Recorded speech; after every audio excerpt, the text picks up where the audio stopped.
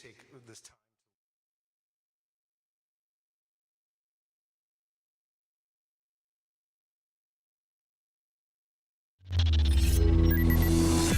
Jeff Slauson here from 19 News Now at the 19 News Digital Desk. We have been slowly re-ramping up our coverage from East Palestine following the train disaster that happened 6 months ago now, and that is going to start to become even more evident. We are going to be bringing you live right now to a community meeting that is taking place. Now, this happens as we prepare for more NTSB hearings, investigative hearings to take place over the next 2 days. So those investigative hearings will take place tomorrow and Friday. We will cover them both on air and online here at 19 News. But before that, a community meeting was scheduled by the NTSB to get a chance for the community to directly ask the NTSB chair, that is Jennifer Homendy, questions and learn about the investigative process that has taken place. This obviously coming over the next 2 days, Thursday from 9 to 7, Friday from 9 to 6. But today we wanted to provide some time for you, the community, so you can understand who the NTSB is, what we do, and talk about our process, what our authorities are, and then there's a time for questions and answers. And you can come up to the mic after your name has been called. There's a lottery system just to ensure everyone has a fair chance to ask a question. So there is a index card. If you have not filled out an index card with your name on it, please put it in here so that we can make sure to try to call your name during that time to ask a question. Let me start out by, and there will be 90 minutes, in fact, probably a little bit more time for you to ask questions because I don't think I'm going to take a full half hour. But let me start off by saying we, on behalf of the NTSB, we are so sorry that this significant tragedy occurred here. We are sorry for everything that you are going through.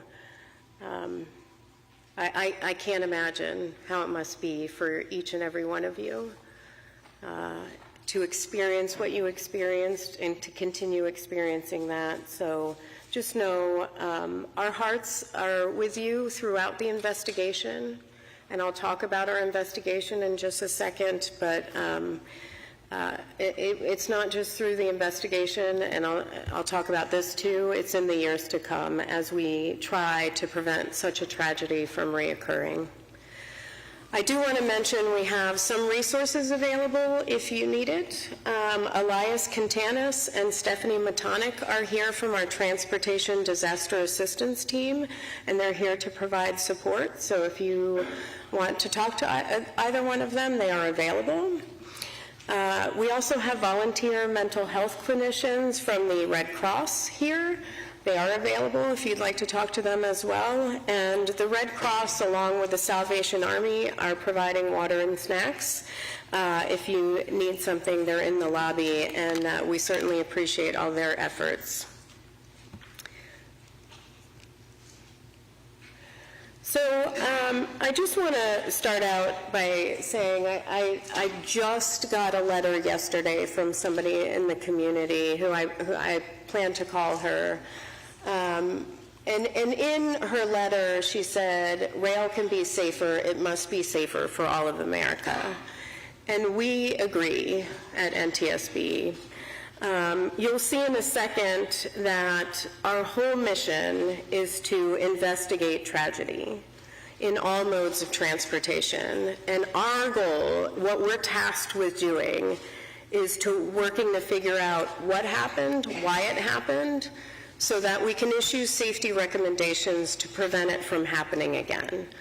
That's our whole mission at the NTSB. And I'll just open it up with a brief video.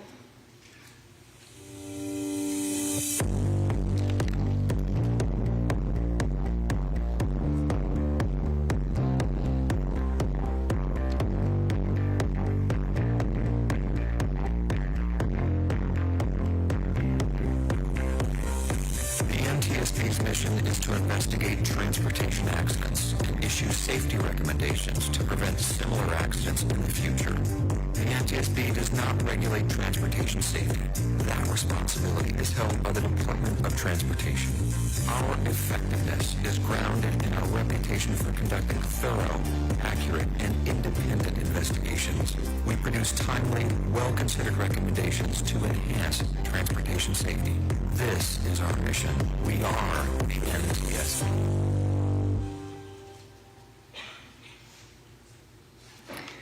So as that said, we are independent. We are not part of the Department of Transportation. The Department of Transportation regulates rail safety and safety in other modes of transportation. Our whole mission is to investigate tragedies, and we make recommendations to outside entities, and they may be other federal entities like the Federal Railroad Administration, with the goal of preventing those tragedies from reoccurring. Our whole focus is on safety. Our process is to look toward the probable cause of an accident and to issue safety recommendations, and I'll go through that in just a second. We have 415 staff. We're a small federal agency. We're an independent federal agency. Like I said, we're not part of DOT, but we're not part of another organization either. We're on our own. We have staff in many modes of transportation and a long history of investigating tragedies. And then we're governed by our board. I'm the chair, and then we have the vice chair, Bruce Landsberg, member Graham, and member Chapman.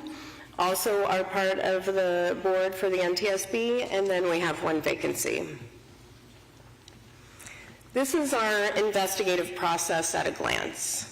So you saw us on scene. We were on scene within days, and we do not come on scene during the response operations. We do that because we don't want to interfere with the response for any tragedy. We want that to continue. And then within days, we arrive on scene to begin our safety investigation. After we leave the scene, and I'll come back to the on-scene investigation in a second. After we leave the scene, within a few weeks, we issue a preliminary report, and we did do that. It only contains factual information that we know at the time. And then we may or may not have an investigative hearing. In this case, we are, and we felt very strongly, all of us, that it needed to be here in your community so that you could attend and hear what's discussed, because we thought not only is it our job to hold others accountable for safety, but it's your job to hold us accountable too. So we wanted to provide that opportunity and not just have something out of town. And then eventually we'll go to a board meeting where staff will present a draft report, and that will include a number of findings, and it will include a number of safety recommendations and probable cause. Afterwards, and let me go back for a second. Our process doesn't end after the conclusion of the final report. We work hard to make sure that our safety recommendations are implemented. Many of them a large majority of our safety recommendations are implemented voluntarily, and then we push for all those that are not for years. A couple of years ago, we concluded one that was a little more difficult, where we required the railroads to implement positive train control to make sure that a train stopped in certain circumstances, or we recommended it, Congress required it, and we were able to see that implemented just a few years ago, and it took 50 years. We continued to advocate for it for 50 years because tragedies continued to occur. So Member Graham was on scene here and our investigators were here from February 4th to February 10th. They returned again on February 21st to look at the damage to the cars and document the damage to the tank cars specifically. And then part of our process is to invite parties to help provide us with the factual information we need to conduct our investigation.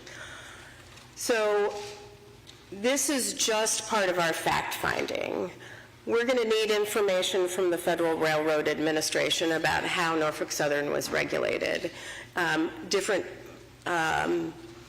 materials we may need about their current regulations. We're going to need information from the Pipeline and Hazardous Materials Safety Administration because they have jurisdiction over the tank cars and the transportation of hazmat. We're going to ask for information from the Village of East Palestine. Certainly we have a number of questions for Norfolk Southern and we need facts from them. And then Trinity Rail, which owned a number of the cars. Oxyvinyl, which was the manufacturer of the vinyl chloride, and then several labor representatives who represent the workers, signalmen, locomotive engineers and trainmen, and the sheet metal, air, rail, and transportation workers represent the conductors. Transportation Communications Union represents the car inspectors, the carmen, and then we have the firefighters. These parties only are for providing us information. At the same time, they get information from us on how safety must be improved. And so they can begin to take action until waiting to the end. As I mentioned, we issued a preliminary report on February 23rd. We had updates to that preliminary report a few times that we issued that are available on ntsb.gov. And then the investigative hearing for tomorrow is done, it is public, anybody can attend. It will be held in the gym, not in this room. And I'll go over that in a second, and it's part of our investigative process.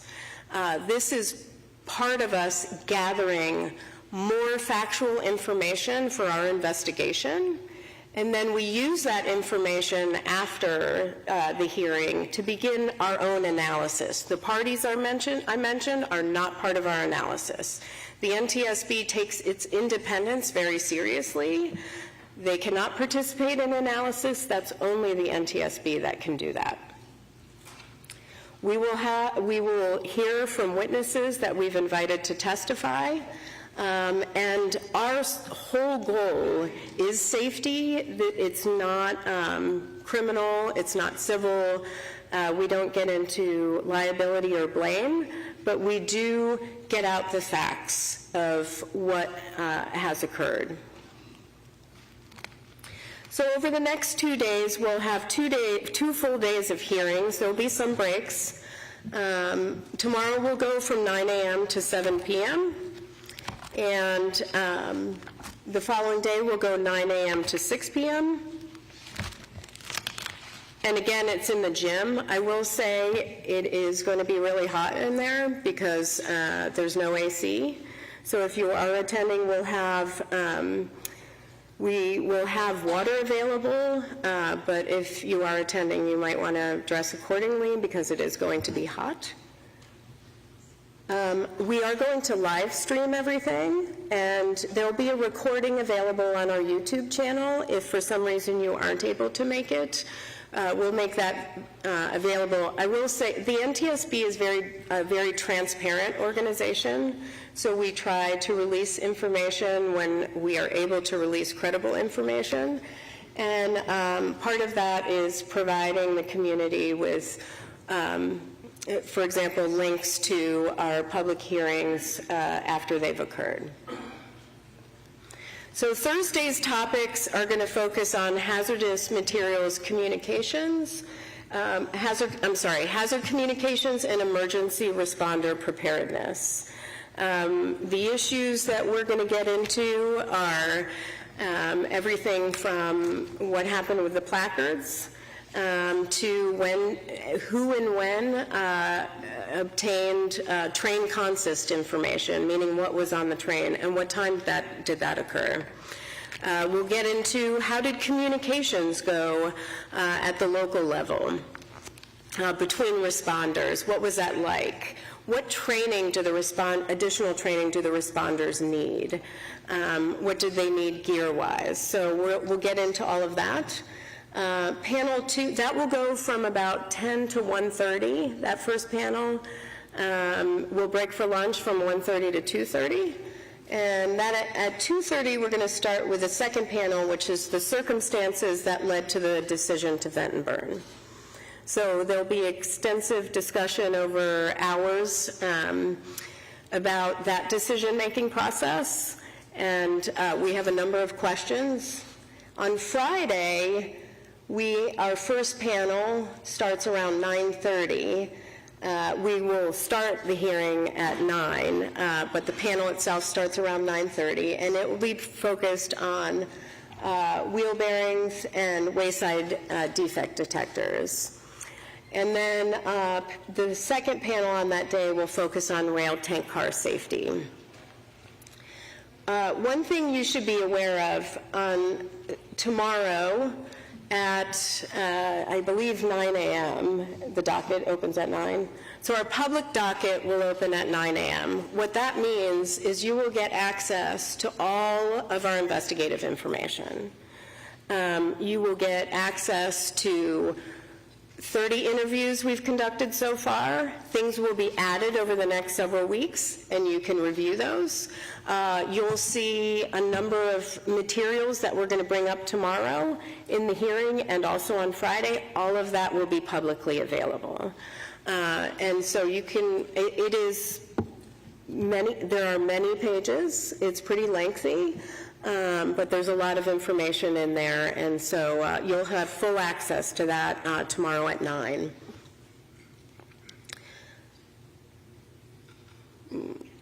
Sorry.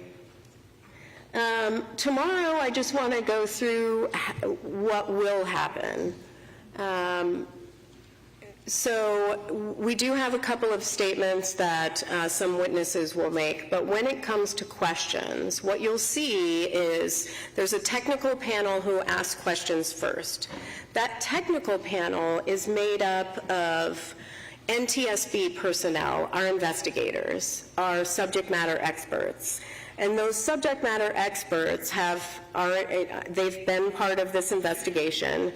They have a number of questions for the witnesses. And so, part of their goal is additional fact-finding where they need it, but also to bring out some of the facts. So they will go through their questions. Then it will turn to the parties. The parties will ask questions of the witnesses. And then the board, the NTSB board, which we call the Board of Inquiry in this situation, will ask our questions. There may be a couple of rounds of questions. We'll have to see how that goes tomorrow time-wise. Like I said, the public docket is open. You can get through it through our website at ntsb.gov/East Palestine. And so we have a lot of information in there, including our preliminary reports and updates, but also a link to the docket that you'll be able to get. And finally, I mentioned the board meeting at the end. That will, after this, we'll move into our analysis phase, and then at some point, the staff will draft their final report and present it to the board for consideration in a public board meeting. We'll discuss it and vote on it at that time. There could be changes to it, amendments to it that the board can offer, but we try to resolve some of those questions with the staff prior to the board meeting. And then our final report will include the analysis and, as I said, the probable cause and safety recommendations, which we will continue to work towards implementation of those safety recommendations after the final report is issued. And just at any point, we can issue urgent safety recommendations as well.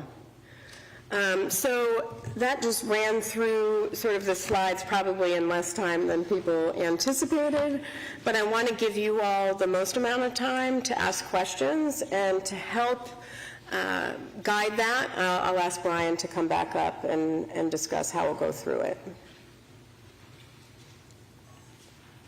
Well, thank you, Chair Hamady. All right. So this is a time for community members impacted by the derailment.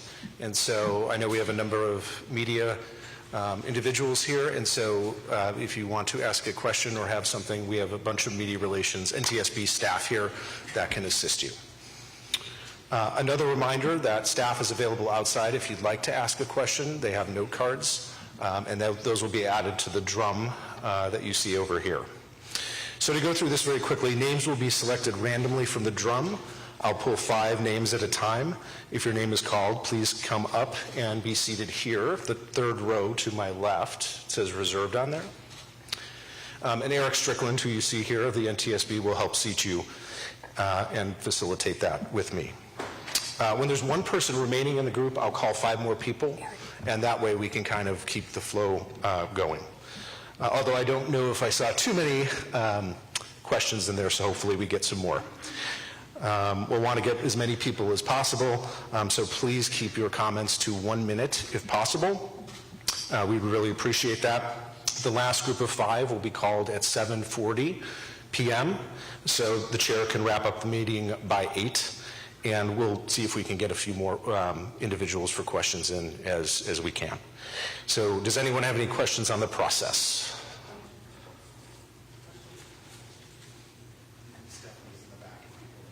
Oh, yeah, Stephanie's in the back if people need cards.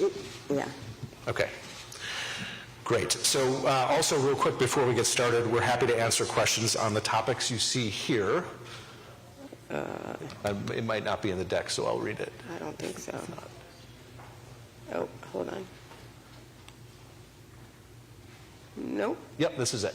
Okay. So the NTSB's role in transportation safety, our investigative process, what to expect at an investigative hearing, and the hearing agenda. Please recall the NTSB is a safety agency. We are not an enforcement or regulatory agency. And we don't have the authority over things like air monitoring, water testing, environmental remediation, or evacuation orders. Questions on environmental issues should go to the Ohio EPA, the US EPA, or the Pennsylvania Department of Environmental Protection. So this means we won't be able to answer questions on the following topics: potential health impacts, damage to property, loss of pets, livestock, or crops, loss of wages, businesses, or income, social welfare assistance, lawsuits, or regulatory or enforcement matters. So we appreciate your understanding on that. And with that, we will get started with our first 5 names. So I will call these, and if you could make your way again down to the 3rd row, that would be great.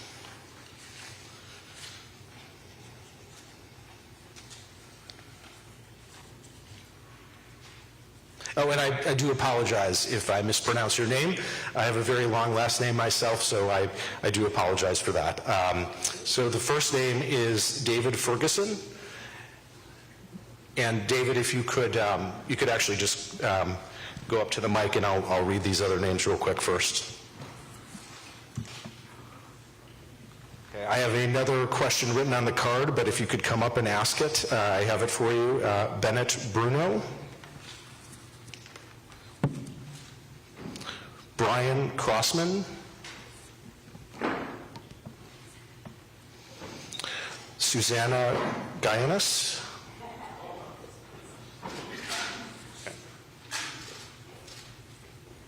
And the last one has another question on it, but if you would like to come up, it's Miss Lonnie Miller.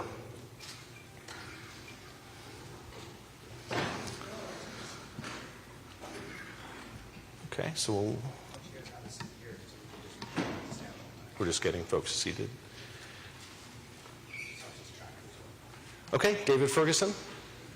Yes, my question is in regard to whether you would consider or make any recommendation to change the balance of power that keeps those who want to make profit at all costs controlling safety, when in fact the only people who can enforce safety, who have an interest in enforcing safety, is the workers on the railroad themselves. And so I'm talking about empowering the unions and the workers who are actually on the trains to make decisions that will that can make the trains safer and protect the communities along the road.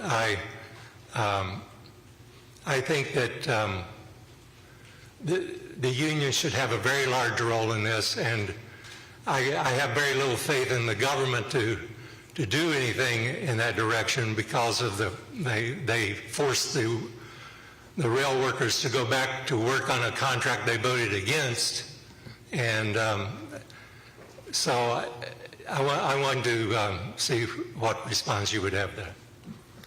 Well, thank you for that question, and if I could just go back here, I can also talk about our work with the rail unions. So on every rail investigation, we have a rail union that's named, at least one, as a party to our investigation. In this one, we have 4 organizations representing the signalmen, 1 representing the locomotive engineers, 1 representing the conductors, another one representing Carmen, and then we, of course, have the International Association of Firefighters, which is also a union for firefighters.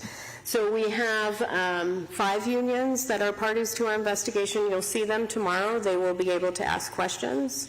We are also going to ask questions focused on worker safety as well.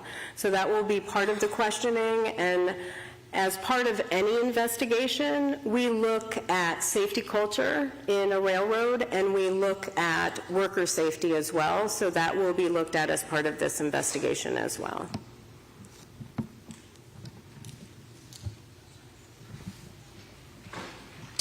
All right, Bennett? Yes.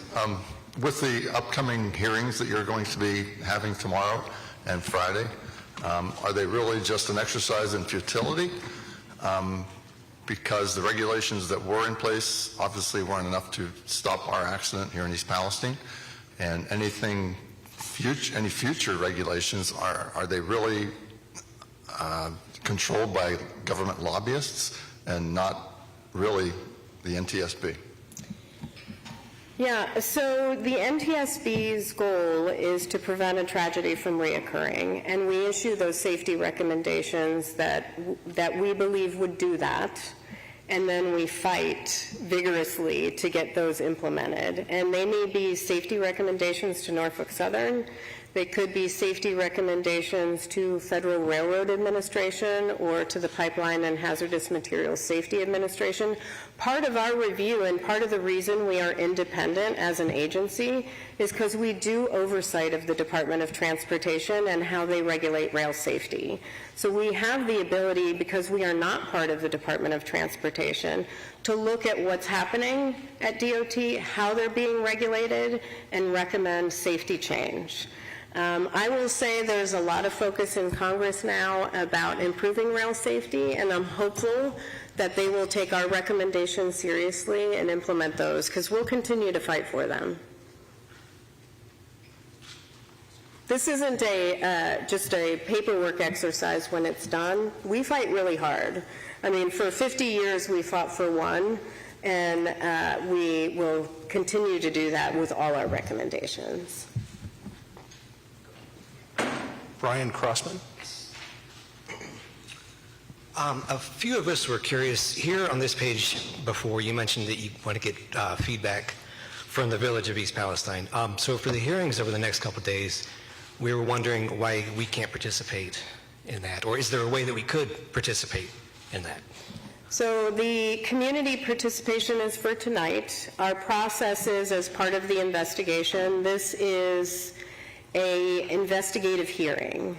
We are digging into all our evidence, and we want answers for some things. So it's not that we are actively excluding you. What we need to do is get to the bottom of some serious safety issues and figure out, some answers to some questions we still have. So that's why this is a process that's pretty standard for us, to go through the evidence, to go through the exhibits, and to ask questions of the witnesses to try to get information from them. I appreciate that question, though. Thank you. Susanna? Hi, thank you.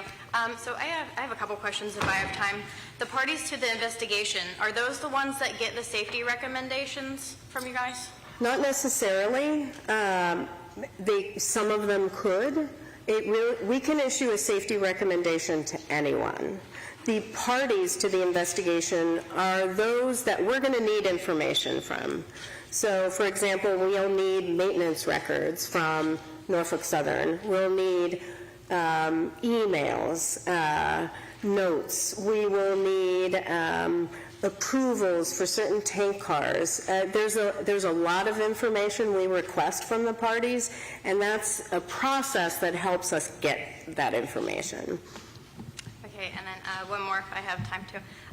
Who actually enforces the regulations? Would that just be the Department of Transportation and the Federal Railroad Administration, or is there others? Yeah, so it's the Federal Railroad Administration issues the regulations around rail safety. For the safety of hazardous materials, that is also done by the Pipeline and Hazardous Materials Safety Administration, also within DOT. So both of those organizations are within the U.S. Department of Transportation. Thank you. Sir, if I could just add, where did he go? Oh, sir. If you're here tomorrow or anyone has questions, I'll be around afterwards. Feel free to ask any of us questions on what you see during the breaks or afterwards. We want to make sure that you're getting the information as well. Thank you. Sure. All right, we'll try this again. But I think she has a question. Yes, so real quick, if it's okay, we have time. We were going to call down others, but go ahead. Thank you. I don't know which question is on my card. Oh, because I I'm happy to give it to you. submitted Yeah, okay, well, this is one of them. This is one of them. Thank you. Okay. Thank you, first of all, for being here.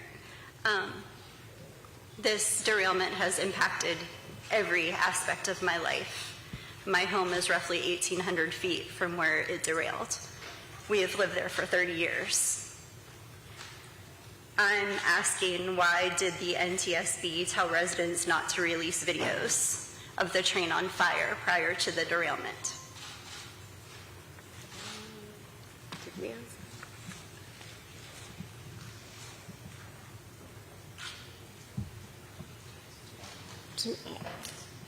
Where did you get, so hold on, Rob, do you have anything you want to add? Rob is the director of our Office of Rail Pipelines and Hazardous Materials Investigations. The NTSB did not have any prohibition of releasing those videos that I am aware of. Okay. Yeah. I'm currently aware of one video that was told not to be released. By NTSB? Yes. Can you send that in to witness@ntsb.gov? I would love to submit it to you. Yeah, witness@ntsb.gov, and I'd like to look at that. Thank you. Yeah. I appreciate that very much. Thank you very much. Thank you. And ma'am, Yes. I'm so sorry for what you're going through. Thank you. Thank you. Okay, so we'll call up the next group of individuals. This one has a question on it, but it's Wendy Snayer, Lori Harmon, Susanna, again, if Your other question didn't get asked. James Wallace? Jamie Wallace, my apologies. And Chrissy Reed.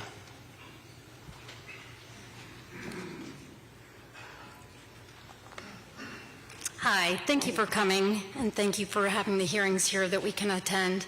My question is, how do you do the investigation? I've been watching the Senate hearings in the past. How do you do the investigation when the engine was not put aside, it was put back into working, you've lost information, video, conversation, so how are you going to investigate and put all that together when there's so many holes in there? Yeah, great question. So the video, we did not get all the video from Norfolk Southern. They're not required to collect 12 hours, but some of it was overwritten. We did get a portion of it. Here's what I'll say, and I've seen the video that we do have. The train crew did nothing wrong. Seeing everything that we saw there, and really all we're looking at that point is what is happening in the cab of the locomotive. That's just one piece of information for our investigation. So in this case, and I will say, I thought it was really a great work done by the crew in the locomotive. There was a locomotive engineer, a conductor trainee behind the conductor, and at the point where they got the critical alarm, the locomotive engineer was in the process of slowing down the train, while the conductor at some point, when it did slow, got out to figure out what was going on and saw smoke and came back. And the conductor trainee at that point was on the phone back with dispatch in Atlanta saying, hey, we've got a problem here and a critical alarm. So it was actually really good communication among the crew, and they had asked for permission to cut away the locomotive so they can move forward, which is pretty standard. They did get permission to do that. They moved forward about 300 feet, and then one of the crew, I believe it was the conductor, looked at the emergency response guidebook and from DOT and realized they had to be a mile away and pulled up that full mile. Eventually they went to the Conway Yard, but they did a great job. So there's so much more information that we collect. I mean, all the board members and staff, we've gone through the docket. It's thousands of pages of information we collect, everything from, the mechanical aspects of the train to what the train was carrying to figure out what emergency responders knew. There's a lot of information, and we can take all of that to do our investigation. And I know it's been months that you haven't heard from us. During that time, there's a lot of getting that information. And sometimes when we ask for it, we get delays. And then, or we need additional material that might spark a few other questions. So it does take time, but we have a ton of information that you'll end up seeing. Thank you. Sure. Okay, up next is Lori Harmon. Oh, sorry. I thought we were just down. Go ahead. She's making me come up. Oh, good. So. Hi, my name is Jamie Wallace, and I thank you guys for being here, too. I guess the first part is just a comment to play off of what the gentleman was saying about information from the community. My concern is that you're not going to get true information from the EPA, from the city government. It's taken us months to secretly record these conversations to get to the root of some of the things that happened that led up to this derailment. So can we submit that to you? The second part is, can we submit questions to you that you probably are already covering, but just in case you haven't thought of them? Because I feel like, especially in this situation, never been in any other situation, but I feel like the community has a lot of information from videos that were taken right at the derailment. My husband was at the bar next door. He was there basically on scene right when it happened and took a video. So I feel like the community has a lot of very valuable information that we have gathered. So how do we get that to you? So if you could send that information to witness@ntsb.gov, then we can get that information, and then our investigators, if they have follow-up questions, will call with those questions. And then the last part you've kind of already answered, but just because I've never done this, do they generally take your recommendations seriously? Like, do they generally follow this recommendation, or do you have to fight for it always to get them to take you seriously? It depends on the recommendation, but 80-something% of our recommendations are implemented voluntarily and favorably. The others we fight for. Sometimes those are the ones that take the longer amount of time, like the regulatory ones, and we just have to continue pushing, and we do. A lot of times Congress mandates those when they're not implemented. Awesome. Thank you for your time. Sure. Thank you. Okay. Lori Harmon, do you want to go next?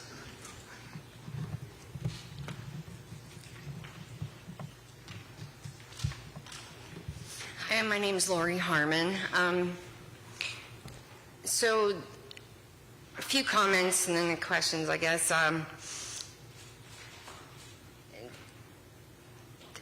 Were you the one who did a media release back when, I'm not sure if it was you, that you went on and said how devastating this was to our community? Okay, I believe that was you. I thought that was you. Okay, so I didn't trust like the media or the government. Everything that was being showed on TV, Facebook, whatever, it was not sincere. The day that I watched you on TV, I actually felt like there's actually an entity that is with us. Do you understand what I'm saying? Does everybody understand what I'm saying? Finally, I feel like one entity out of all of them was you. And what you said that day touched me very deeply. A train derailed in our community on February 3rd, and they are beautifying our town. They are bypassing anything that happened, the real stuff that's going on. So my one question is tomorrow or Friday, is our city officials going to be there? So on the first panel, well, and I think on more than one panel, the fire chief will be there. And we have Norfolk Southern on several of the panels to ask questions. And then it's some other departments on the first one. We have those who owned the material in the tank car, those who owned the tank cars that were vented and burned, because we want to get really to some of the issues that we have a lot of questions about. And then you said at 2 o'clock tomorrow is when you're going to talk about when they blew the train up? 2:30. 2:30? Yeah, there'll be a lot of information as part of that. I think a lot of information will come out. And Lori, let me, Lori, right? Yes, ma'am. Let me say, 415 people work at the NTSB, including my colleagues. Member Graham and Member Chapman are here if you want to give a little wave. Thank you. Thank you for all you guys do. And Member Graham was on scene after the derailment. Thank you. And I have to say, I am very proud of our agency because they are very dedicated investigators. I understand how your faith in federal agencies. I I have heard it many times. I will say that we take our work very seriously. We don't weigh costs and benefits when we issue a safety recommendation. It is truly what is right to do for safety. And our folks are so committed, and I'm just looking at many of them over there, they're so committed to the mission of saving lives. I am blown away every day by how much they know and their dedication to the job. And I will tell you, it is the worst thing for them to go on scene to a tragedy and see what they've made recommendations on before, and they weren't implemented and could have prevented one. So that's why we work so hard, and we take it not just as a professional duty. For most of us, this is not a job.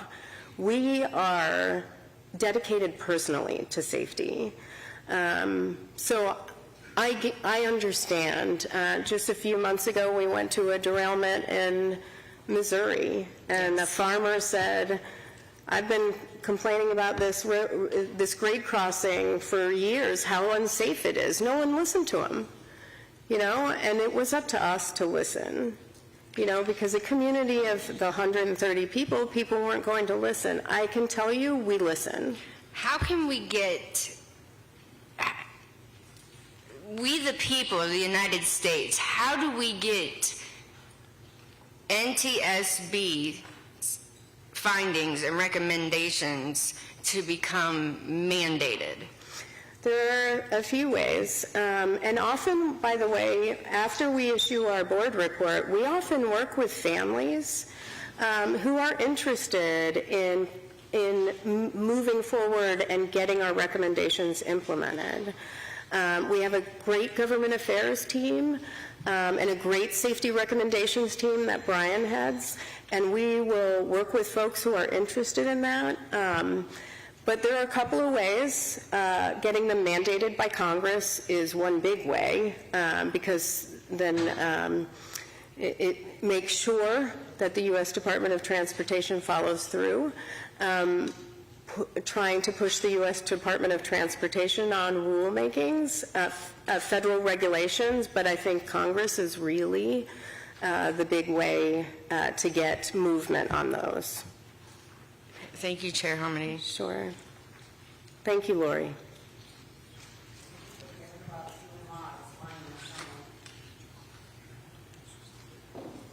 Okay, next we have Susanna Guyanis. Am I pronouncing that correctly? Can you correct me? Juja Jenis. Oh, I am very sorry about that. I'm used to it. I could not have got that further. Okay. Z. Okay. I just wanted to piggyback one quick question about the Congress thing. Are you guys going to have a hearing with Congress to present your case? So I do keep them updated. For example, after each of the days, because they're voting, I will probably do a just short briefing for folks. But they will have a hearing. I do know that the Senate had a rail safety hearing. I do know that the House may have a rail safety hearing at some point. I just am not sure on the timing of that. Normally, the NTSB would be invited to such a hearing, there are a couple of members of Congress from Ohio that are on the committee that we could help point you to. Yeah, absolutely. Thank you. And then one quick question. The NTSB technical panel, are they with NTSB or are they contracted separately? Okay. No, they're with NTSB and they're our subject matter experts. They are phenomenal at what they do. It's really impressive. We have engineers, we have so much expertise at the NTSB, so they're all NTSB personnel. Okay, great. Thank you. Sure. Okay, and we have Chrissy Reed. Thank you for your time. I have a couple of questions. My first question is, anything on the investigative agenda about what was in the orange train car that was already on the side of the tracks where the train derailed, that caught on fire? and about why the plan for a 16-mile evacuation radius was changed back to a 1-by-2-mile radius before the uncontrolled open burn. Those are my first two questions. I'm going to ask Rob to address those two questions.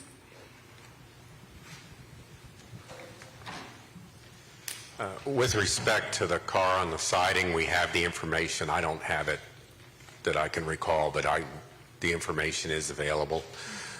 With respect to the evacuation area, there were several iterations of the evacuation area as the responders went through to determine what was appropriate, and that initial one that was much larger was based on some incorrect data, is what I understand. Thank you. And then asking... Just to reiterate, we were not part of that. Right, I understand that. I just wanted to know if it was on the investigative agenda, because I never hear it really discussed, but I feel like that's very important information. And I know at one point there was talk about how that would make a school need to be evacuated, and they started to evacuate a school, at least one in Pennsylvania, and a hospital, and various other entities. And it seemed like maybe that was a potential reason that they decided to change it, but I wasn't certain, so I figured I'd ask if that's at least on the agenda and being looked into. And then asking for a friend, who actually sets the speed limit through the village? Because I've seen that it's Ohio law through a village that the speed limit be 10 miles per hour, and a friend is wanting to know what is the speed limit and who sets that? And is it 50 or is it 10 through East Palestine? So the railroad sets their speed limits. In this situation, they were in various parts of, if you go back to the three, the Sebring defect detector in Salem, they were around 30, 40 miles per hour, and they were in about 47 when the derailment occurred. So the speed limit there so would the speed have been... limit, because this is it's not a key train, because the railroads consider this a key train route, it would be 50 or lower. Okay, thank you very much for your time. I appreciate it. Yeah. Okay, we'll call the next 5 names. The first is Misty Allison. And then I have a note card from someone with no name, but if you asked a question about the car, the company that leased car 23, and about maintenance, if you'd want to come down and ask your question.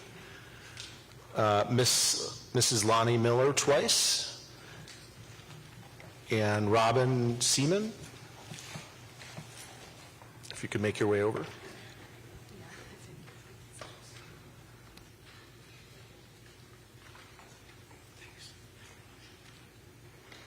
Can I go ahead? Okay, great.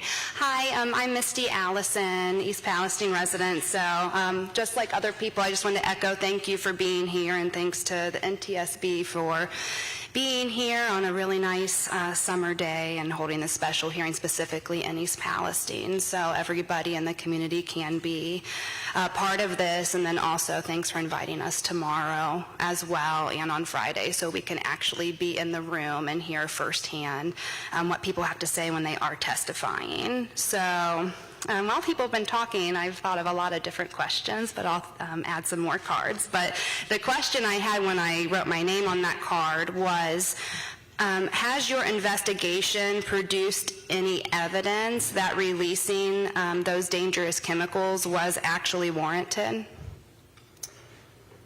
So there will be, and Misty was at the Senate hearing that I was at as well, so it's good to see you again.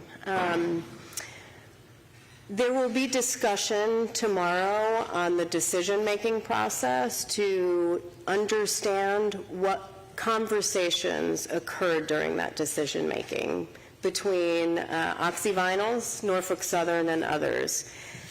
Without providing that information, because I'll allow the experts to provide that information at the hearing, there will be discussion of that. And then will any of that information be part of that docket that you're Yes. releasing tomorrow at 9 a.m.? Yes. Okay. Thank you.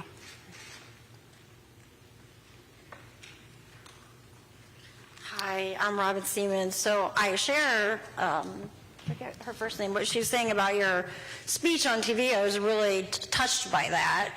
And thank you for being the only government agency in the area that can put politics to bed when we're talking about safety. There should be no political division. So I guess that's the backdrop for what I'm going to ask, because we were at a meeting yesterday, and I know the EPA is doing their thing, but do you have any say about the fact that it's been like 4.5 months now, almost 5, and they have not done, Norfolk Southern has not done a site assessment at all?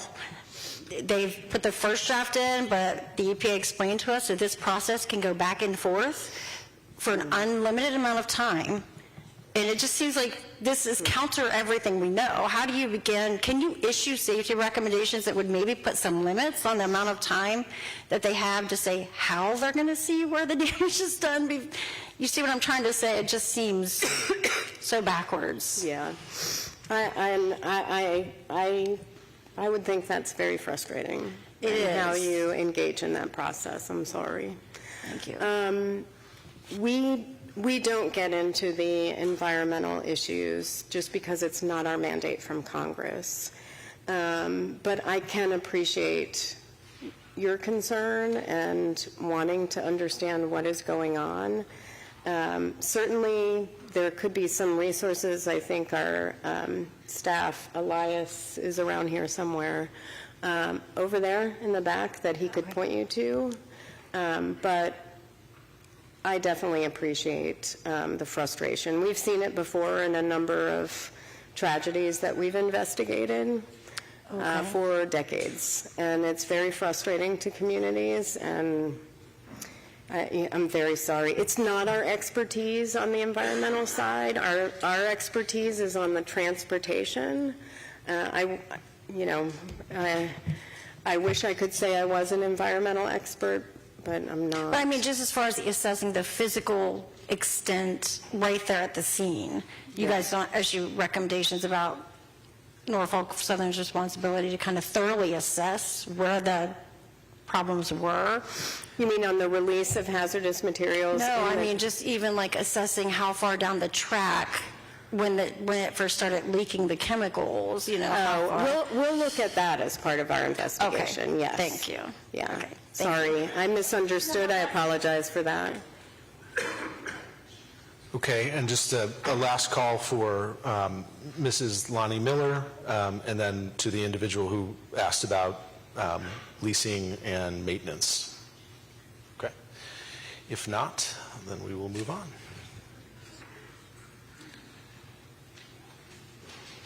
Okay, I have Mrs. Lonnie Miller again. Douglas Simpson.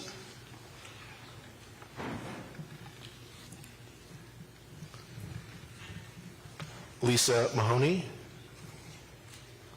Russell Murphy. Kelly Lund.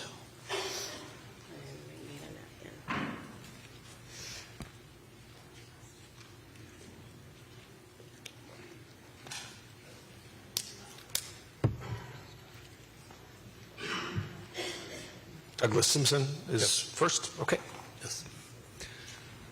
Are you at liberty to release the names of the conductor, the engineer, and the conductor trainee? I cannot. The docket might have information in the interviews. Okay. Yeah. But I cannot provide that. And can you provide any update on why the material and the data from the data box was deleted? Was what? Was deleted or written over? On the black box. locomotive? Yes. Yeah. Rob, do you want to take that one on the locomotive? The inward-facing camera? So the data that was written over was on the inward-facing camera, which is monitors the crew. There is also a locomotive event recorder, which some people refer to as the black box, where we did get a complete data set. and that records speed, braking, horn applications. So we have a complete data set there. And with regard to that inward-facing video, we also have other information. The dispatch conversations are recorded, so we have other sources, and radio communications are recorded. We have other sources of information that we can use to supplement that. But the information was overwritten when the locomotive was returned to service. We had asked that it be retained for us, and through I would say some communication errors within the parties to the investigation, it didn't happen. Thank you. Thank you, sir. Okay, thank you. Lisa Mahoney?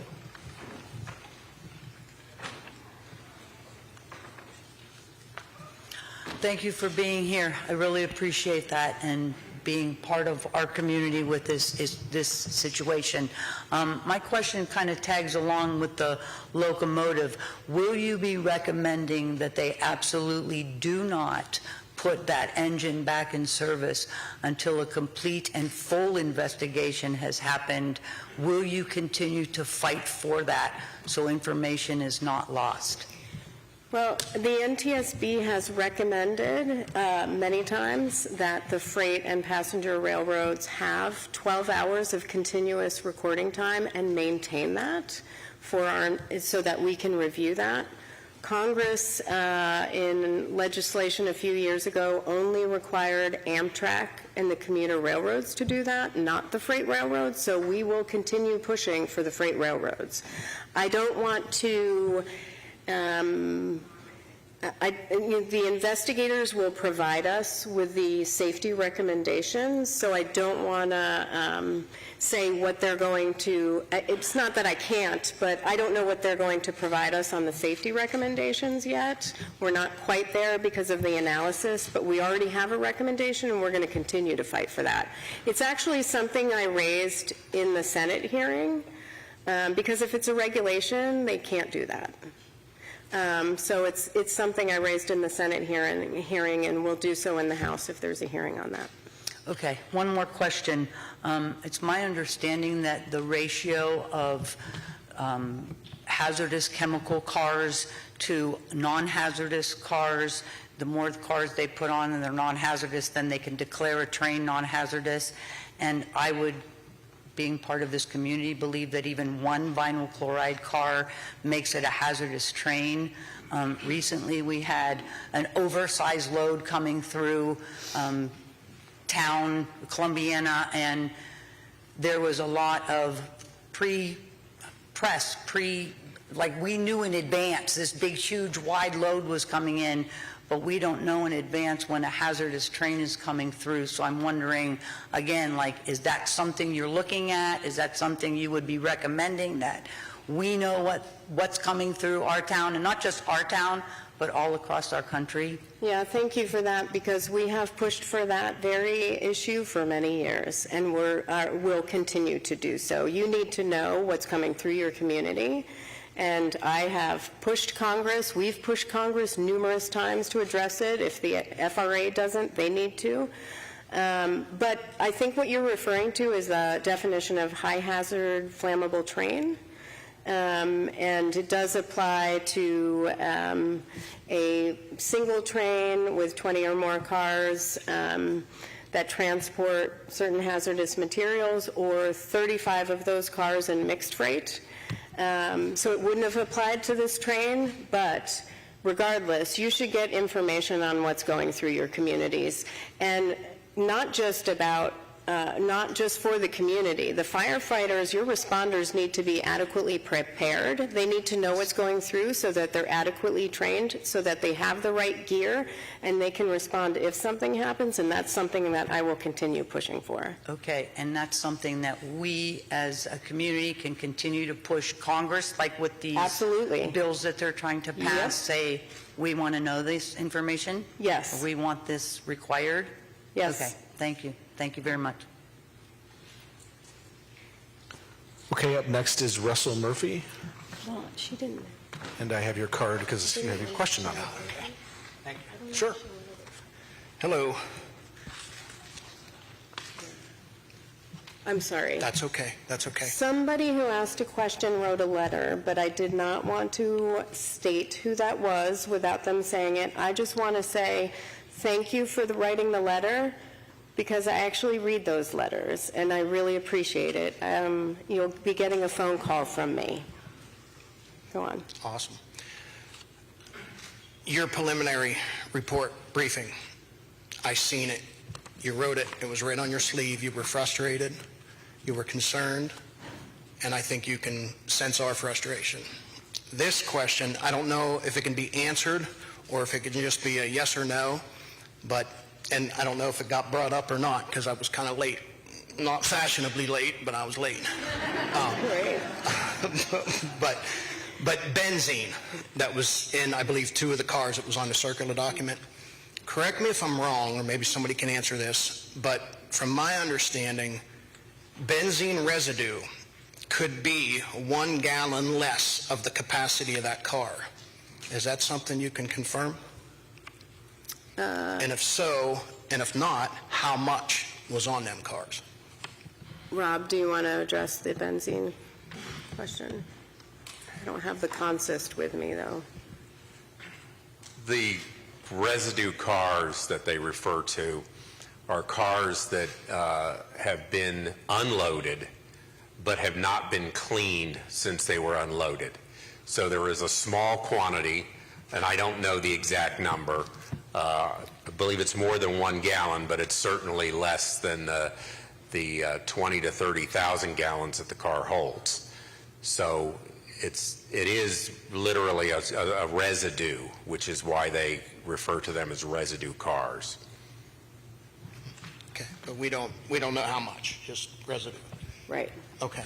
It's possible that it's on the bill of lading, but that type of information will be part of the docket released. So there may be information to that in that regard on that particular document. Gotcha. And then another one real quick. My wife wanted to know, can anybody say exactly the name of the chemical that is just listed as refined oil or refined petroleum? Do we know what that was?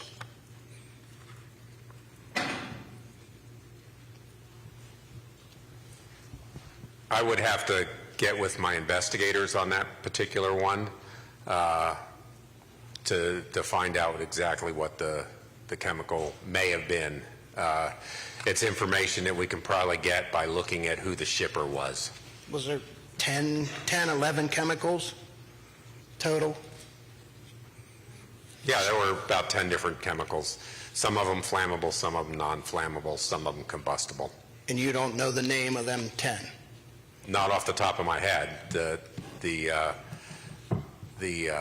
Within the consist and the bill of ladings is the information on what was in the specific cars. Okay. We will release that in the public docket tomorrow. If you or your wife are here tomorrow or Friday, we can show you where to get that. Yeah. And what time is the proceedings tomorrow? They start at 9 o'clock and go all day long till 7 on Thursday until 6 on Friday. And they're going to do that here? In the gym. In the gym. Yeah. Okay. The doors apparently open at 7, but it's hot in there. Yeah. So, okay. Yeah. Thank you. Sure. Kelly Lund? Thank you for giving us this opportunity so that way we can get some of our questions answered. And I'm going to refer back to the missing video, and I know it keeps coming up. We were evacuated fairly quickly. And when we were leaving, we were just concerned with our house burning. That was our primary concern. Before we even got to bed that evening, we were receiving phone calls rumors that the conductor had called and asked to stop before arriving in East Palestine. And they were told from the communication center to continue, to go to, over into Pennsylvania where they were supposed to stop. I think that's the problem the community is having. Because of that missing time, we can't say for certain if that's accurate or not. So we have the dispatch call records, and we have records from the automatic train control desk. And you'll see this tomorrow, but I can tell you that the train crew did not know what was going on the train until they got the critical alarm, critical alarm, critical alarm after they went over the wayside defect detector in East Palestine. They did not get anything at Salem or Sebring before that. Now, the ATC desk in Atlanta saw the Salem number, which is 103, but, and we'll talk about that tomorrow, tomorrow. They saw the 103, but at that point it's not critical yet. Railroads, in order for you to ATC to get notification that a critical alarm has triggered, the entire train needs to go through the wayside defect detector. In this situation, the entire train did not go through the wayside defect detector. It derailed. And so Atlanta didn't know until the crew called and talked to the dispatcher. Thank you. Police called as well. Thank you. Yeah.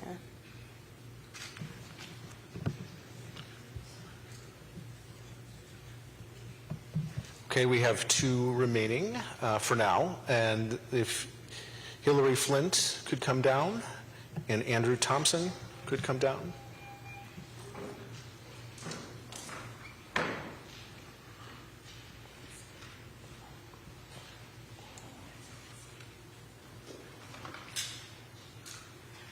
Hi, and thank you so much for being here. My incredible community members have already asked any question that was on my list, so I just want to take a moment to thank you for involving the community and showing up for us. And I'm just curious if there are any government officials, local, state, or federal, in the room with us today. And if so, maybe you could raise your hand. Great, thank you. I just wanted to see what kind of support we were getting. Thank you very much.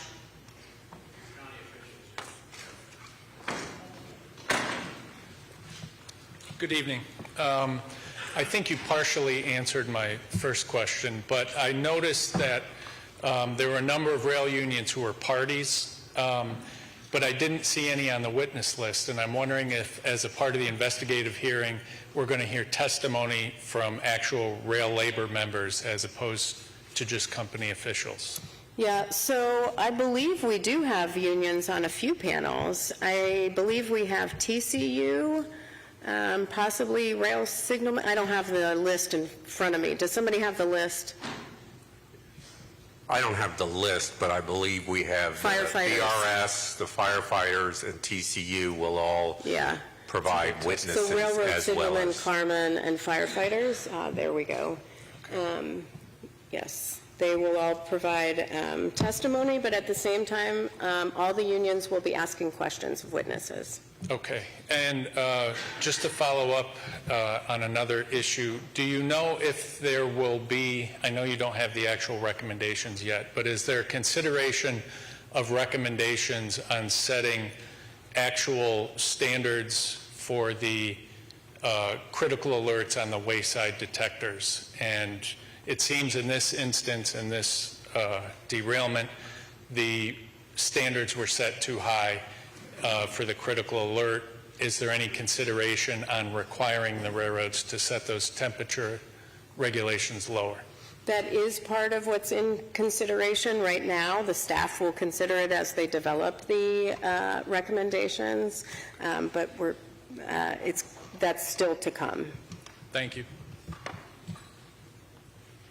Okay, and so we are out of cards in there, but I was going to suggest if you have a question, if you want to come to the microphone, and if there are others, if you want to be seated in the reserved area, that would be great. Thank you so much. My name is Jess Conard. I am an East Palestine resident. The train was on fire when I went through my backyard. My question is, when a 911 call comes in Sebring, Ohio, which is, as I understand, the first 911 call that came in, how does that process work when someone is saying a train is on fire and yet the train continues to proceed through 3, 4, 5 more towns, villages, areas? Can you explain that process? Yeah, well, I'm going to guess here, because in these situations, when the police call in, they'll call the Norfolk Southern line. It'll connect them to the Atlanta line, and dispatch will get a call.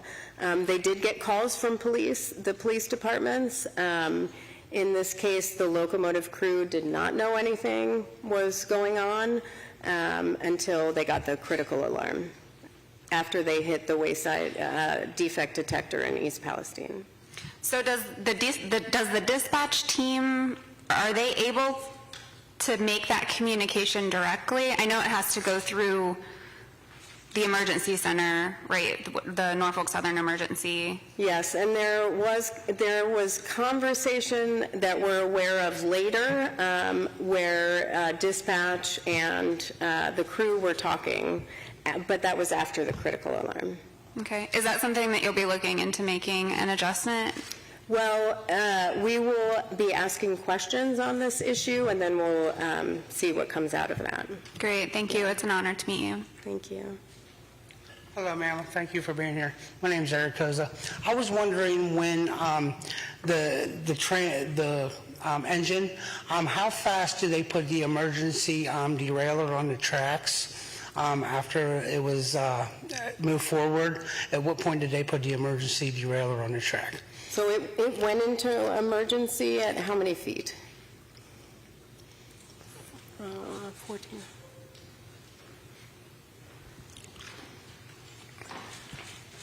That information is in the docket that'll be open.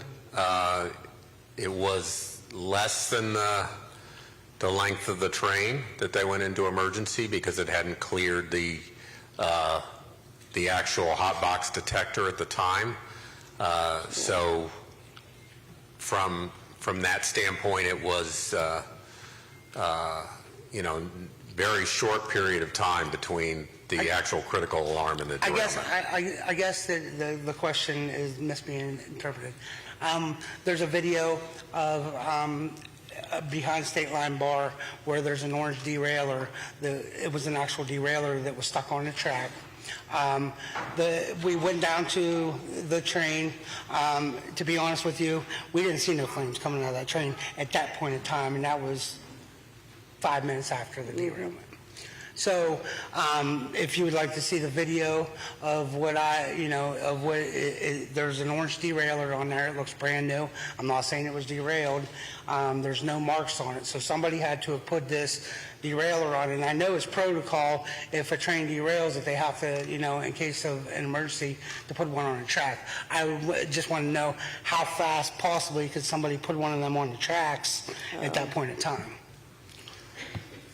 So the railroad will use derailleurs to prevent movement of train on tracks that they don't want a train movement on. So they're frequently like on sidings to prevent trains from getting on the main line. I would speculate, or maybe not speculate, but the actual wrecking crews that were there to clean up would have used a derailleur to prevent a train from going into the area where the derailment occurred and the track was damaged. Because I'm going to send you a video 10 minutes after the derailment. There's one of them derailleurs on the track, just to let you know. And there was no fire in this video at all. No flashes, nothing. So thank you, ma'am, for... Witness at ntsb.gov. Okay, thank you, ma'am. Thank you. Yeah. And I will say that we do look through all those, and we have used those a lot in past investigations. The EPA man was supposed to send it to you, Mark Garno. Oh. He had the actual video, and he would have kind of stumped by it also, and obviously it hasn't. Okay. Thank you. Hi, Misty. Hello again. So for your investigation and just outside of the testimonies that you'll be getting tomorrow and on Friday, do you feel like you finally have available all of the various data sets that you need for your investigation, or are you still waiting on some data to come through? We are awaiting some information we've requested, and I would guess that as a follow-up to this hearing, there will be some additional information requests. That makes sense. And a follow-up question to that, as I'm sure you're aware, a lot of independent researchers have been coming into town and collecting their own data.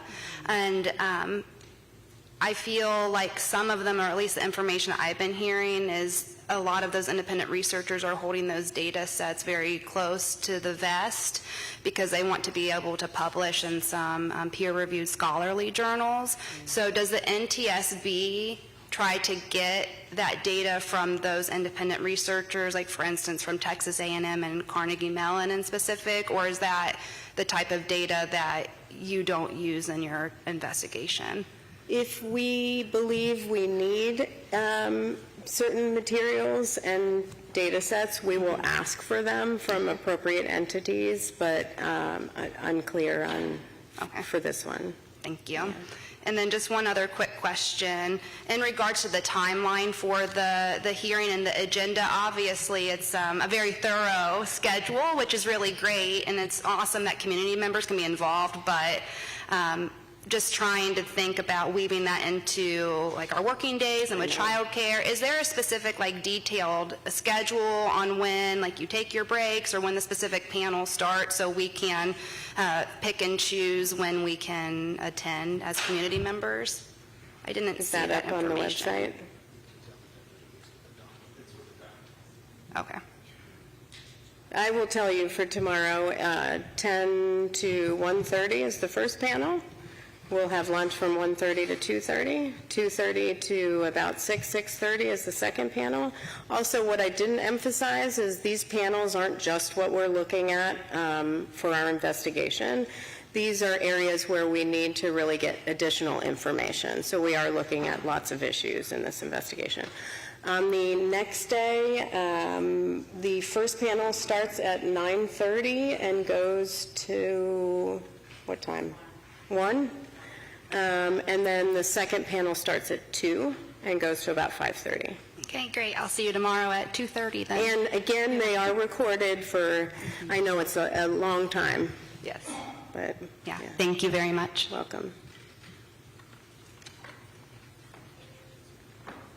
Hello, I'm Jessica Rocco. Thank you for being here.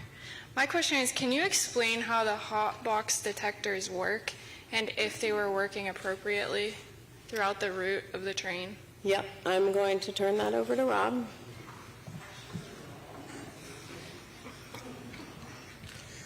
So the hot box detectors have sensors at track level that measure the temperature on the bearing housing and also on the structure of the car. And from that, they take the difference to come up with the numbers that we're talking about. The panel on Friday morning is going to do a deep dive into the hot box detectors and the reliability of the hot box detectors, the maintenance of the hot box detectors, the settings to determine the appropriateness of all of those things. Hot box detectors at this point in time are not regulated, so there is a lot of variation throughout the industry in the hot box detectors that are used and what they are set at. And we're going to really get into that Friday morning in what we call panel 3. So at 9:30. 9:30 Friday morning, we'll start on that subject. And again, if it will be on our website too, if for some reason you can't be there. With those being unregulated, is that something that you're interested in making recommendations towards? I don't want to predict what the staff is going to provide, but it's certainly part of our consideration for issuing recommendations. Okay. Thank you very much. Thanks.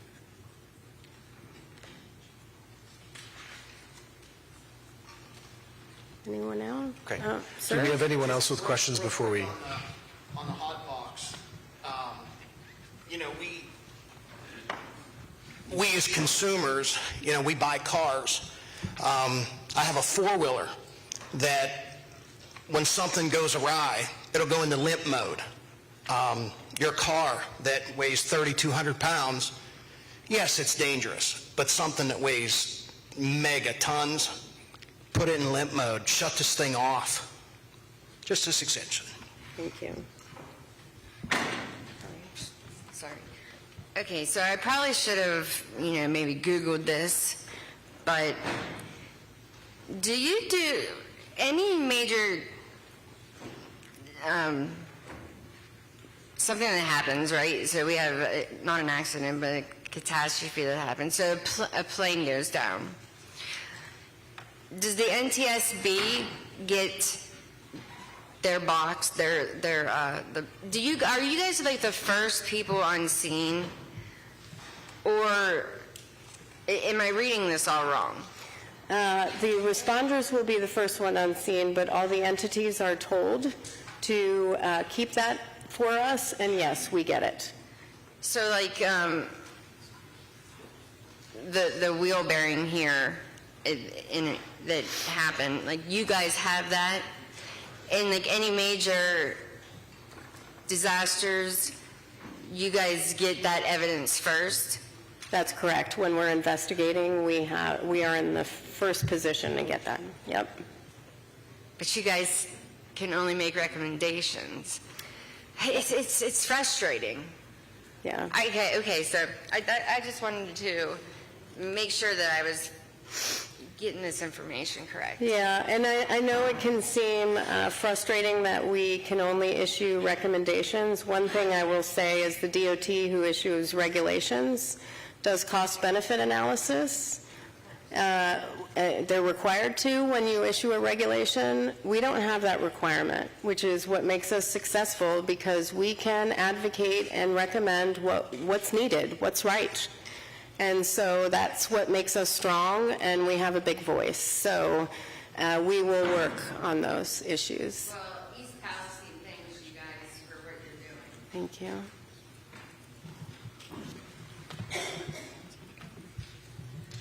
I just kind of wanted to make a final comment when you're talking about, pushing for these recommendations to be enforced. Like so many people have said, you're the first people that said that we put human lives, above anything else, above profit. So I wanted to let you know that once we get our people out of town, we will be here to support you and to support this. Thank you. Right now we need to get people that are still stuck in town, suffering out of town. But once we get them taken care of, we will fully be here to support you. If you do us right, we'll do you right. Well, I will say anybody on the board, and I'll just speak for my fellow board members, we'd be honored to work with all of you to implement those recommendations and push for that. So thank you. Hi again. I have a lot of concerns about the relationship between corporations and government officials, and I'm wondering, are the politicians who are in the command center, are they also being investigated, being that they were making some of these decisions that were life-altering for so many people in the community?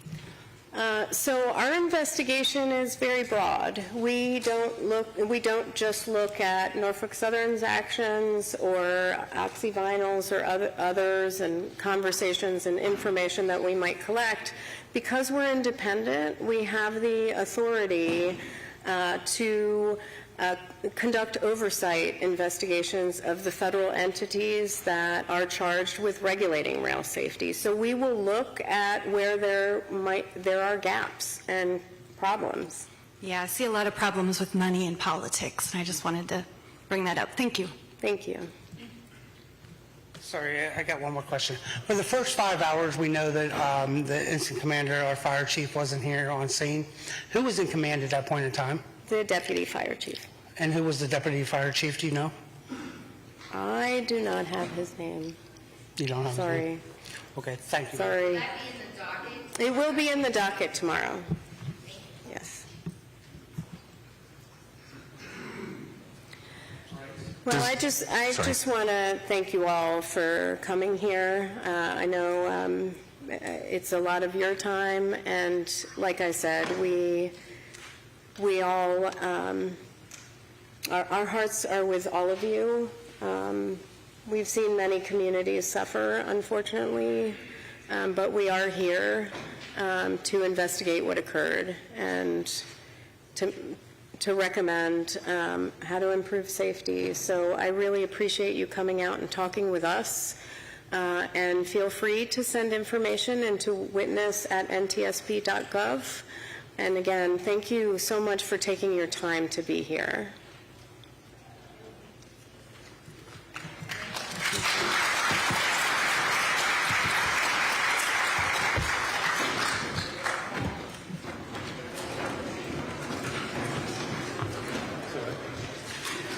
No, he's not here. Yeah, the staff for Bill Johnson just wanted you to know that they were here. Oh, where are they? And because my staff, I just wanted to know that they're here. Oh, okay.